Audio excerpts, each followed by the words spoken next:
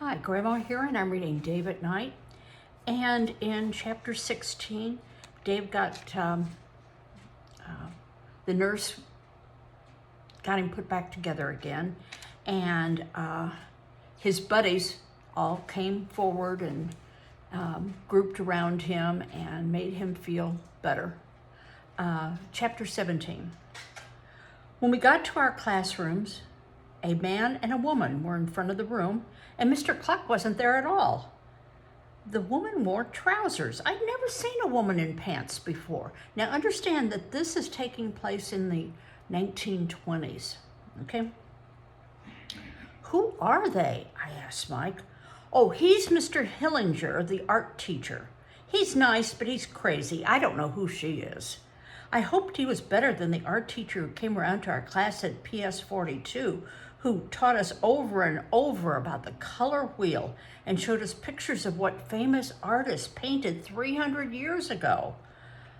Boys, Mr. Hillinger said, you may remember today for high point of your life, possibly. He talked so fast I wondered how he breathed, and he never finished what he was saying. He rushed around the room handing out fat black crayons and big sheets of paper, which he put on the floor next to our desk.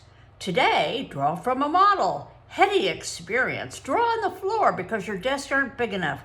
Our model is a pretty young in the unusual. She's Miss Hillinger, my sister. Miss Hillinger wasn't pretty, and she wasn't young. She had straight gray hair, a long face, and baggy cheeks. She looked a lot like Mr. Hillinger. Wearing my best trousers so you can see what her legs are doing when she poses. Mike started drawing violins in his notebook with his crayon. The twins were whispering. Harvey tapped a rhythm on the top of his desk. Eli read a book hidden on his lap. I watched Mr. Hillinger. After he finished giving out the paper, he dug into a brown paper bag and pulled out a newspaper, which he waved at us. Mine accident in Michigan. Jailbreak attempts here. Houdini mourners. Better use for this. He covered Mr. Cluck's desk with newspaper. Then he put more newspaper across Mr. Cluck's chair. Allow me, dear. He helped Miss Hillinger step onto Mr. Cluck's chair and from there onto Mr. Cluck's desk. Standing on a teacher's desk had to be against every one of the 6,012 rules of the HHB. Mike stopped drawing. The twins stopped whispering. A few kids giggled. Now, Miss Hillinger will take and you will draw her. Draw her big. Don't worry. Plenty of paper. First pose is 3 minutes. Hurry. On the floor, all of you. Don't bother with fingers or miss her nose or her hairstyle. We made a lot of noise getting on the floor. My right heel knocked into the bandage on my leg. It hurt. Ready? Mr. Hillinger said while pulling his watch out of his pocket. Ready, Siegfried? Miss Hillinger put her hands on her hips and twisted to her left, turning her head so that she was looking away from us at the blackboard behind her. I stared. How could I do a drawing in 3 minutes? Go, Mr. Hillinger said. See how she's turned? Show that twist. This is gesture drawing. It has a long, respectable... I thought of the twist in a pretzel. I drew a spiral in the middle of the page. Then I looked at Miss Hillinger again. The folds in her blouse sort of followed the spiral I had drawn. I kind of sketched around them. How much time had gone by? Her feet were apart and she was leaning on the toe of her right foot. I drew in her legs. Something was wrong. It looked like she was kicking with her right foot. Examples by Leonardo and Rim and even Grunz or Picasso. Stop, time's up, now let's see. Miss Hillinger relaxed. Kids were laughing. I didn't stop. I couldn't. She didn't have a head. I put in a circle, which looked all wrong. Then I stopped, and I couldn't remember exactly how she'd been standing. She didn't have any arms in my drawing, and she had a circle for a head. She only took up a quarter of the page. I wish he'd given us more time. Mr. Hillinger threaded his way between the desks, stepping over our drawings. Fine, Alfie. Harvey, interesting. I tell everyone they should see what my orphans, nice and big, Eli. Mike, my sister is not a violin. Although, he stepped at my desk. You caught some of the gesture. Very good. What's your name? I saw him notice the bump on my head and my bandages. Dave Caros. Excellent, Dave. You have the beginnings of an eye. Now, Ira, let me see.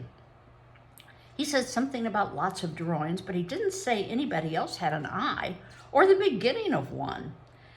At the front of the room again, he said, gesture drawings. You showed what the model, Miss Hillinger, was doing. Here, look, perhaps I can. In front of me, Ira was trying to draw on Danny's arm. Danny was pulling away, and both of them were giggling. How often does he come? I asked Mike. Mondays and Fridays. Mr. Hillinger tacked a sheet of paper to Mr. Cluck's corkboard. 2 minutes, Louise. He handed his watch to one of the boys. Fred, when I say go, start. Then say stop when 2 minutes. Ready, Louise? Give me a hard one. It won't matter if I... All right, Siggy. Some kids snickered at the nickname Siggy. Marvelous model, she has. Miss Hillinger put one hand on her hip and bent over. With the other hand, she seemed to be reaching for something on the desktop under her feet. The pose made her look like an old lady with a backache, picking something off the floor. Go, Mr. Hillinger stared at her for a moment. Then, with a single line, he drew the curve of her back and her rear end, and then the back edge of her trousers. It just took him a few seconds. Whoosh, and there it was. Everybody stopped talking. It helps if anatomy, but someday I'll teach. He used the side of the crayon to shade in the arm she'd put on her hip, which was sticking up in the air. He kept talking while he worked, but now he was talking to himself. More shading, massive hair. Can't see her face. Now the arm. Use a line. Very pressure, make it interesting. Negative space. He stopped drawing Miss Hillinger, even though she wasn't all drawn in, and drew in the top of the desk and part of the blackboard. When it got to the edge of the page, he kept going, drawing out into Mr. Cluck's corkboard. He went out a few inches and then went back to the paper. No fingers, as I told you. Other arm goes, nice pose. When Fred said stop, Mr. Hillinger was drawing in the side of the desk. It was like magic. I was grinning, and I wanted to clap. I looked around. Lots of kids were smiling. Eli was. Fred and Jeff were. Mike was drawing violins. This is the gesture. Feel her trying to reach. And wait. She has weight. Now you turn over your paper and remember, big. Fill your paper. We want... Miss Hillinger stretched with her arms going straight up, and she stayed that way. I tried to think about everything he told us to make her big, to get the gesture, not to worry about fingers or noses. If she was going to be big, her waist should land in the middle of the page. I started there. Her chest swelled up from her stretching. I made it round. I used the length of my crayons to do her arms, 2 fat lines going straight up, 2 short lines going sideways for her hands, and I did her legs the same way. You may stop, dear, Miss Hillinger said. You made her legs too short, Dave, Harvey said from behind me. She looks like a dwarf. He made her big, like we're supposed to, Mike said. I looked at Harvey's drawing. In it, Miss Hillinger wasn't any bigger than my fist. I looked back at mine. It was terrible, but you could tell she was stretching. I had gotten the gesture, sort of. Mr. Hillinger didn't come around this time. Now you will. You're going to draw Miss... by not drawing her. Huh? You're going to... the space around her, and the hole that's left will be Miss... Here, watch. I'll show you what. He went back to his drawing, which was still tacked to the corkboard. You may... I forgot to draw on the front of my sister's trousers. He drew in a line for the edge of the desk behind Miss Hillinger and the back of her arm. You'll notice what... with the side of the crayon, he shaded in the wall behind the desk and then drew another line for the bottom of the blackboard.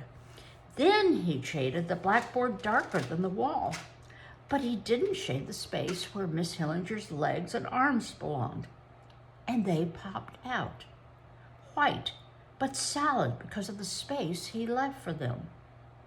I didn't know you could do that. You need use anything, but charcoal is charcoal and erasers. He walked around the room, handing out the supplies, giving us a fresh sheet of paper. The charcoal came in sticks, thinner than a pencil and lighter than a leaf. I tested it on my paper. It drew like silk, and the line was blacker than the crayon. 15-minute pose. So take something you can hold, Louise. Mr. Hillinger looked around the room. There, would you like that? You can. He pointed to a low stool in the front corner near the door. She nodded. There, that's. He lifted the stool to the top of the desk. Miss Hillinger put her right foot on it. Then she rested her right foot on her leg that leaned on the stool and put her left hand on the back of her neck. Beautiful pose. Look at beautiful, but you just start now, boys. 15 minutes will pass. Behind her, the top of the blackboard ended above her ears, and the bottom ended a little above the knee at the leg she was standing on. I drew a horizontal line near the top of the page, leaving a space for her head. 2/3 of the way down the page, I drew another line for the bottom of the chalkboard. This time, I left a wide space for the distance from one leg to the other. I started shading in the blackboard. It would have been easy to shade in the part that was nowhere near her, where I couldn't make a mistake, but I wanted to do what Mr. Hillinger had shown us. I wanted to see if I could make her pop out of the page, the way he had. Her head was down. I wanted to get the way it drooped. I shaded the blackboard by the back of her head, trying to get the curve from her shoulder, up through the back of her neck, around the mound of her hand, to the top of her head. I shaded through her wrists. Dumb, I'd sliced off one of her arms. I erased the place where the wrist should have been. It was fun, like drawing backwards, making the black disappear. No outlining, only what's around her. An artist has. Mr. Hillinger walked between our desks, giving advice. Don't just draw in one place. Spot the spot. It'll come together. Nice start, Bernie. Keep your hands moving. Get your bodies. I moved to Miss Hillinger's right arm, the one leaning on her leg. The elbow pointed away from me. I wouldn't have known how to outline the arm since it looked much shorter than it actually was. Luckily, I only had to shade around it. I tried to get the diamond space between her arm and her leg and chest exactly right. I got it. Use your erasers. You should compose the whole. Her head was too far to the left. If I kept going, it wouldn't meet her shoulders. The head was the best part of the drawing. I didn't want to erase it, but it would take too long to move everything else. I could copy the head where it belonged, then erase the old head, but that would mean outlining, cheating. How much time was left anyway? I looked to see where Mr. Hillinger was, right behind me, watching me, seeing the stupid head miles away from that stupid body. Well, something tells me that Dave has found his gift. I think he has inherited his father's love of art. If his father was such a talented artist, I think Dave has inherited that also, because the art teacher's very interested in what Dave is doing. Anyway, see you later. Bye-bye.